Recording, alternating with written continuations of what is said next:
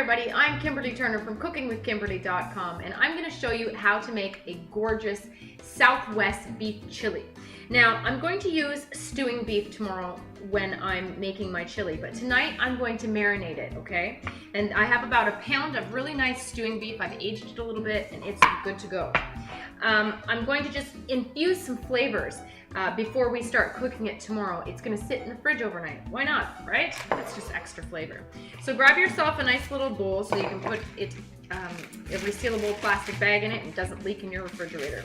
I'm going to add some different things to here first. I'm going to add the meat to the bag first. Now these are in chunks of about an inch. I don't want huge giant chunks. I want to have a nice piece or two of chili in every bite. That's my plan. In goes a bay leaf. I'm going to freshly crack some pepper.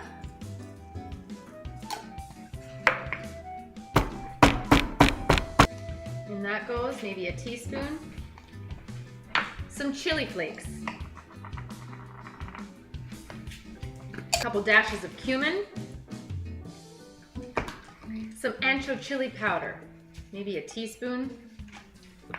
Now comes the fun part. I'm going to add some smoked paprika, some sweet smoked paprika, and some hot smoked paprika.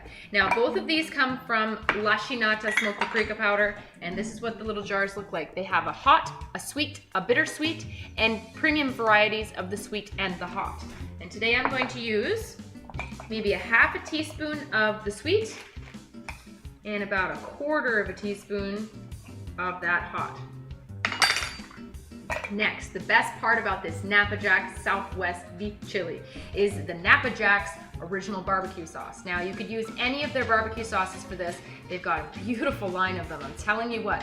But today I'm going to use the original kind because we're adding a whole bunch of other flavors tomorrow. So we're going to stay basic. I'm going to add about a tablespoon and a half. And I'm going to add a little bit of alcohol. You have some choices here. You could use beer, you could use wine from the Napa Valley or anywhere else. You could use tequila, which would be a really nice addition. And today I don't have tequila. I'm going to use a little bit of rum. Why not, right? A little bit of rum, about a tablespoon. And this is just going to sit here all night and marry together all these flavors. It's going to be awesome. I'm also going to add the juice of 1 lime. This is going to tenderize that beef up nicely, and it's going to give a beautiful Southwest flavor. All right, seal that bag all up. And massage that meat. Make sure it's completely coated and everything is combined evenly. This is going to be a great chili tomorrow. Now make sure you soak your beans tonight. If you don't have cans of beans or beans already cooked that you've done in the freezer. And that's why this little handy dandy bowl is so handy dandy. It's gonna keep that from being all over your refrigerator accidentally. Okay, I just took my beef out of the refrigerator. It's been marinating. It looks awesome. It smells really delicious. And what I'm going to do to start this off is I've been canning today, so I have to leave my canner here. I'm going to cook over here for a minute until I can move my canner. And I'm going to use a little bit of olive oil in the bottom of a large pot, maybe 2 tablespoons of oil. And I want to brown this meat up, okay? So we're going to heat that oil up, and while I'm waiting for that to heat, I'm going to prepare my vegetables. So I have some celery, I have a couple carrots, I have a green pepper that I'm going to use, and I have a can of our homemade canned whole tomatoes. So check out the video for how to can whole tomatoes. And that's what I'm using today. Also, I have 1 cup of brown lentils that I'm going to rinse off and sift through, make sure they're all look good, and they're going to get thrown in too. And the reason why I'm using lentils today instead of beans is because they're so much faster. If you don't have beans already soaked overnight, they're going to take forever, and if you don't have time, then you don't have time, and that's all good. So we're going to use lentils tonight, and that's going to fill in our bean gap, and the rest is going to be fresh veggies. So I'm just going to give a nice slice to these guys, And I'm going to dice up my carrots. I'm going to cut the carrots into 4 and then cut those up. After the meat gets nice and browned, I'm going to add all these veggies and tenderize them up a little bit before we add any liquid. Now, if you would like to add onions and garlic, chop up some of that as well. Some people here don't like onions and garlic, so I'm not using that tonight, but feel free to do so. And if you do, use 1 large onion and a couple cloves of garlic, I would say. The garlic should just melt right in there, so you can throw it in there probably whole or just rough chop it. Make sure you have some rice made. I'll make some in my rice cooker.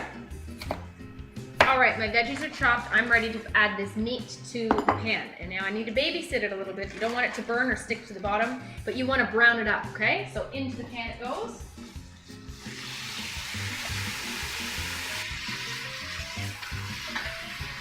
Oh, that smells excellent. I can't wait to eat this. Woo-wee. Okay, so in the meantime, I'm going to rinse through my lentils. So this is exactly what I want. All the marinade has evaporated and I've been able to brown up these guys. And I've got some brown bits, little charred bits on the bottom, which is exactly what I'm looking for. I'm gonna add a little bit of red wine. This is 2012 Malbec from Rantort Winery. Make sure you check them out, this review I've done on it. Really nice stuff. So in it goes. It's gonna deglaze the bottom of that pan a little bit and get some of that charred bits off, which is really full of flavor. So just scrape that off the bottom. If you had beer and you wanted to use that, feel free. Or you could use tequila. All right, now's the time. I'm gonna add some of these vegetables and I want them to tenderize some. That wine has gone away and it's just leaving the beautiful flavor behind. And now I can tenderize these veggies up a little bit longer with my meat. Now, even if you didn't want to use alcohol in your recipe, the vegetables do a beautiful job at deglazing all by themselves. So not only did the wine do a little bit of a deglazing job, but it gave me some flavor that I otherwise wouldn't have. However, the veggies would do just fine. My lentils are ready. My tomatoes are ready. Okay, so I'm gonna add my whole tomatoes now and just kind of squeeze them through my fingers so that they break up. So I'm gonna add about 1/2 cup of water just to clean out the jar as well.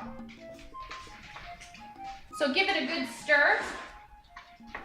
So if you like your lentils to be nice and firm when you're serving your chili, add them a little bit later. But I kind of want them to melt in there and thicken up like a sauce and just be that extra added protein that we want. So I'm putting them in now. I'm gonna add another tablespoon of Napa Jack's barbecue sauce. So stir that all around and bring it up to a boil. Then you're gonna turn it down to a simmer and you're gonna let it go for a good hour, at least, 1.5 hours if you have it. You wanna make sure that that beef is falling apart and tenderized. Now that lime juice in there did a really good job at tenderizing that meat. I can already tell that it's already looking like it's gonna fall apart a little bit. So that's great. We're gonna check it, we're gonna stir it here and there every couple, 20, 30 minutes and make sure all is well. But just let it simmer, let it bubble. Okay, this meal is ready. The beef is nice and tender, it's falling apart. That's perfect, so nice and juicy. Everything is seasoned nicely, but you wanna make sure that it's seasoned to your liking. So if you need a little salt, a little pepper, if you want it to be a little spicier, add a little bit of that. But all is well over here on this front. So I'm just going to leave it like this. It looks lovely, and I'm gonna show it to you in a second. But I have some lime I'm cutting up into wedges so that you can serve it alongside. And I'm going to just grate some cheddar cheese. You can use whatever kind of cheese you like. You could use Tex-Mex if you wanted to, whatever. Okay, so that's about enough for tonight. I have some rice in my bowl as well, and that's how we're serving it tonight alongside some rice.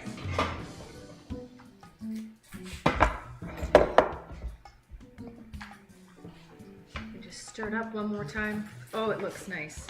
It's nice and thick, full of flavor. And there you have it. That's what it looks like. There's a good spoon of it. Gorgeous. Okay, so I'm gonna spoon it over top of my rice. Make sure you remove the bay leaf. Get a nice amount. I'm gonna sprinkle that cheese on the top. So this is how I'm serving it. I put some cheddar cheese on, it's already melting. Check it out.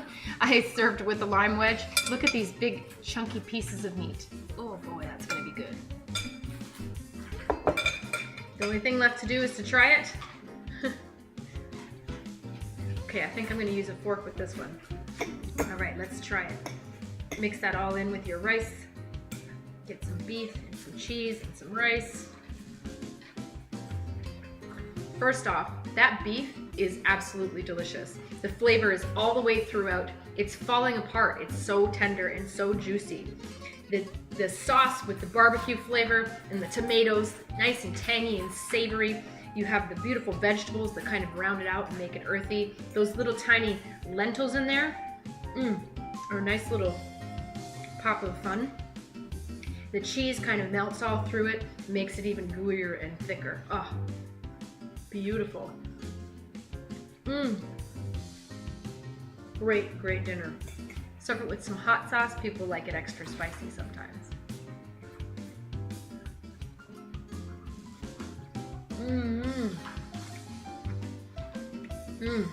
That's an intense flavor. Boy, that's good.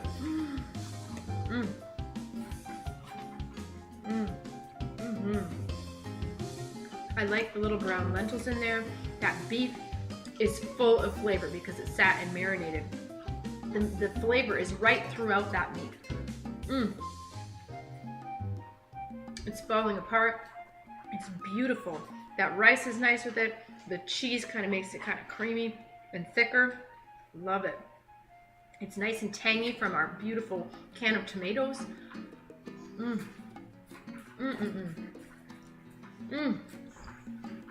That is so good.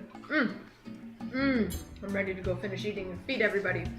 That is a superb dinner. So if you have the time to let that stewing beef just go for a good hour and a half, maybe, make sure it's nice and tender. What a lovely result you're gonna have. So make sure you go online, check out winecountryKitchens.com for this beautiful line of Napa Jack's barbecue sauces. They also have spice rubs. Really, really delicious, excellent, excellent food that you're gonna be able to make with it. All right, so that's how you do it, folks. That's how you cook Napa Jack's Southwestern barbecue beef chili. Hearty dish. Everyone's gonna like it. All right, I hope that you check it out and check out some more of my Southwestern recipes, maybe with some Napa Jack stuff. All right, follow me on Twitter at Cooking with Kim, E with a capital E. Like the fan page at facebook.com/cookingwithkimberly. My shows are on ifood.tv/cookingwithkimberly, youtube.com/cookingwithkimberly, and you can find me syndicated on Roku. Come to my website at cookingwithkimberly.com and subscribe, interact with us, and let us know what's going down in your culinary world, all right? Be a champion in your kitchen and eat deliciously. Bye.